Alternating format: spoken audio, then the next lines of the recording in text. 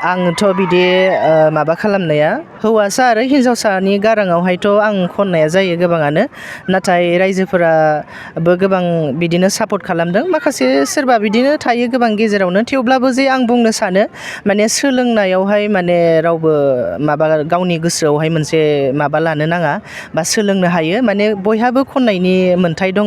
हौवायानो जा हिन्जावसायानो जा जिखुनु जाया गावनि टेलेन्टखौ देखायनायावहाय माने फावसायनानै थानो नाङा आरो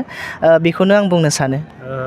रायजो राजानिफ्राय नोंथांनि जि मेथाइ रोजाबनाय बेयाव माबायदि मदद आरो हेफाजाब मोनो रायजो राजाया आंखौ ओरैबायदि सापर्ट खालामदों माने जेब्ला आं स्टेज सायाव मेथाइखौ खनो हौवासा आरो हिन्जावसानि मेथाइ खनो अब्ला बिथांमोना आंखौ गोबां प्राउड खालामो आरो बुङो बिराद मोजां खोनादों हिन्जावसानि गारां बायदि खोनाथारदों होननानै गोबाङानो बुङो बिथांमोननि सापर्ट मोननाय आरो बिथांमोननि बुंनायनि थाखायनो आं दिनैसिम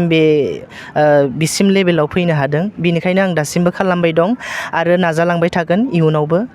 मेथाइफोर रोजाबना होनो हागोन नामा माने डुवेल भइसनि आङो दा थ' खननो हायो जेबो नङा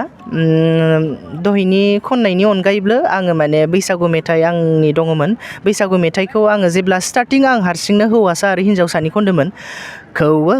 खौवौ गाबफैलायबाय आगै दाउ खौवौनि रैसुमै देंखोजों बैसागु बोथोरा समायसारबाय खौवौ खौवौ गाबफैलायबाय आदा दाउ खौवौनि रैसुमै देंखोजों बैसागु बोथोरा समायसारबाय रंजादो दे बयबो मोसादो दे रंजादो दे बयबो मोसादो दे खौवौ खौवौ गाबफैलायबाय आगै दाउ खौवौनि रैसुमै देंखोजों बैसागु बोथोरा समायसारबाय नोंथाङा जि मेथाइ रोजाबनाय बेखौ बबा सोलोंथाइ हिसाबै लादों मेथाइआ आं सोलोंथाइ हिसाबै लाबाय जों बिखेखयै गुवाहाटीनिफ्रायनो बुंनांगोन जोंहा महिनी रामसियारि मेडाम आरो लोगोसे गिताश्री रामसियारि आब' बिथांमोननिफ्रायनो आं गोबां हेफाजाब मोनबाय बिथांमोननिफ्रायनो गोबां सोलोंबाय बिथांमोना आंखौ गोबां सापर्ट खालामबाय बिथांमोना सापर्ट खालामनायनि थाखायनो आसि थुयै थुयै फोरोंनायनि थाखायनो आं दिनैसिम नैबेखिनि लामायाव आं फैनो हादों आरो लोगोसे बिथांमोननि दारैनो आं गावनि टेलेन्टखौ आं रायजो राजाफोरनि सिगाङावहाय देखायनो थाखाय खाबुखौ मोनदों जोबथायाव नोंथांनि आबुं थंखौ फोरमायनानै जोबथायाव आंनि आबुं थंखौ बेखौनो आं फोरमायनो सानो आङो धेमाजि डिस्ट्रिक्ट गगामुग सुथियापारा गामियाव आं जोनोम जादोंमोन फरायनाय गासैबो कलेजाबो आंना बेवहायनो गोजामोन नाथाय आं दा गिबियै नै दा गोदानै आङो कार्बि आंलं डिस्ट्रिक्ट जोंनि लांहिनावहाय आं थानाय जायो लांहिनिफ्रायनो बेनिफ्राय दा बिखेखयै आं नै दा गुवाहाटियावनो थाथ'नाय जायो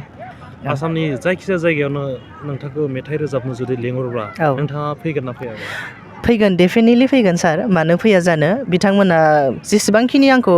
इनभाइट खालामा मानो आं बिथांमोननि सिगाङावहाय आं नुजाहैनो थाखाय साखाफारा जानानै दं रेडि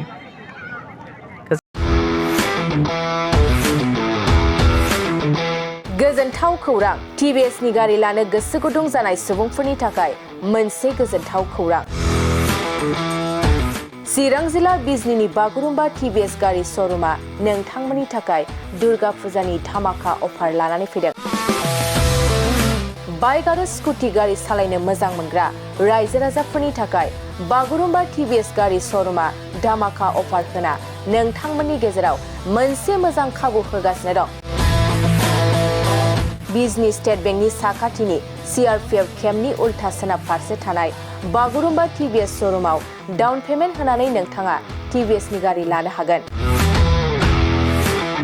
नोंथांमोना बागुरुम्बा टिभिएस श'रुमाव फैनानै नोंथांनि लुबैनाय बायदि टिभिएसनि गारिखौ लांफैनो हागोन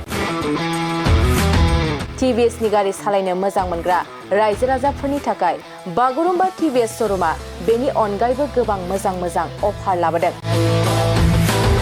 बेफोर अफारफ्रानो जाबाय जेरै गंनै हेलमेट फ्रि फुल टिंकि पेट्रल फ्रि एसर गिफ्ट आरो टिभिएस कम्पानिनि गासैबो मडेलनि एक्सचेन्जनि खाबुआ एभेलेबल जागोन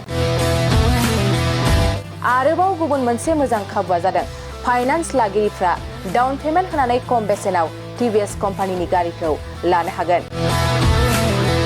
लोगोसे आबुङै मिन्थिनो आरो बुकिं खालामनो थाखाय 7002132259 एबा 8638131734 जानबुं नाम्बाराव कल खालामना खौरां लानो हागोन।